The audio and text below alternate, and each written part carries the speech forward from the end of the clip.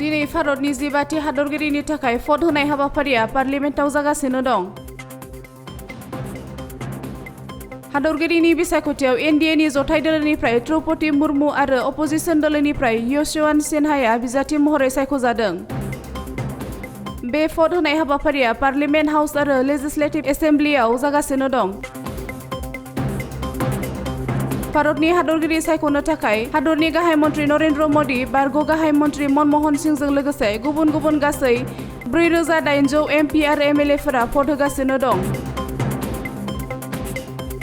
बे भट होनाय हाबाफारिया दिनै फुंबिलिनिफ्राय जागायनानै बेलासिनि 5 रिंगासिमहालागै थुंगेगोन। भारतनि 12थि हायुंगिरिनि भट होनाय हाबाफारिया जोबखांनायनि उनाव 21 जुलाइआव बिसायख'थिनि फिथायखौ फोसावनाय जागोन आरो गोदानै सायख'जानाय हायुंगिरिया 25 जुलाइआव समायखिरा लागोन।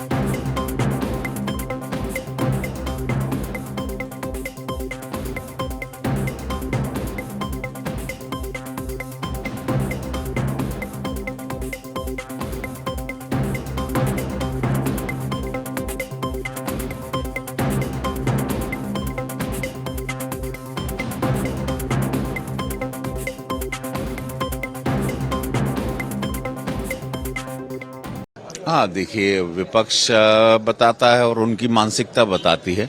यहाँ पे भारतीय जनता पार्टी एक राष्ट्र की पार्टी है, जहाँ पर एक आदिवासी महिला को इतना बड़े सर्वोच्च पद पर लेके यशस्वी प्रधानमंत्री मोदी जी या भारतीय जनता पार्टी के संगठन ने एक निर्णय लिया।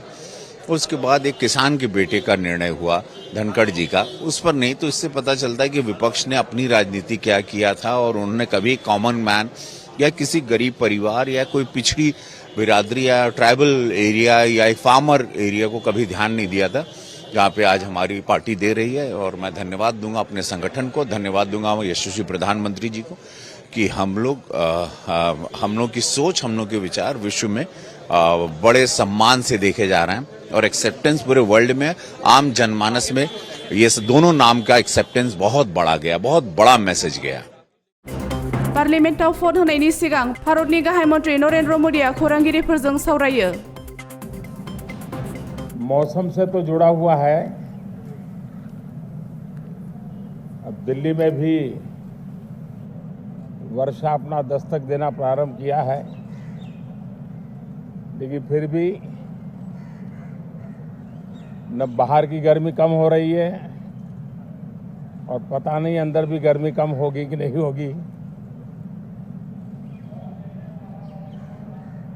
ये कालखंड एक प्रकार से बहुत महत्वपूर्ण है।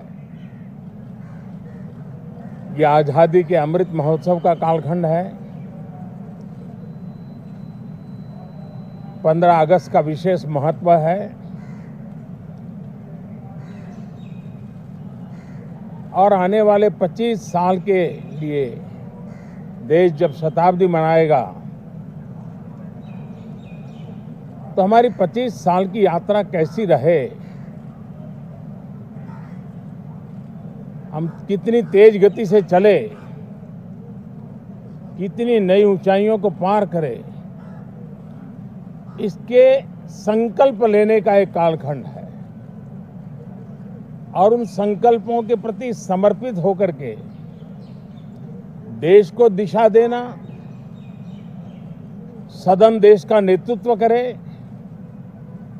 सदन के सभी माननीय सदस्य राष्ट्र में नई ऊर्जा भरने के लिए निमित्त बने, उस अर्थ में यह सत्र भी बहुत महत्वपूर्ण है। यह सत्र इसलिए भी महत्वपूर्ण है कि इसी समय राष्ट्रपति पद और उपराष्ट्रपति पद के चुनाव हो रहे हैं। आज मतदान भी हो रहा है और इसी कालखंड में देश को नए राष्ट्रपति, नए उपराष्ट्रपति, उनका मार्गदर्शन प्रारंभ होगा।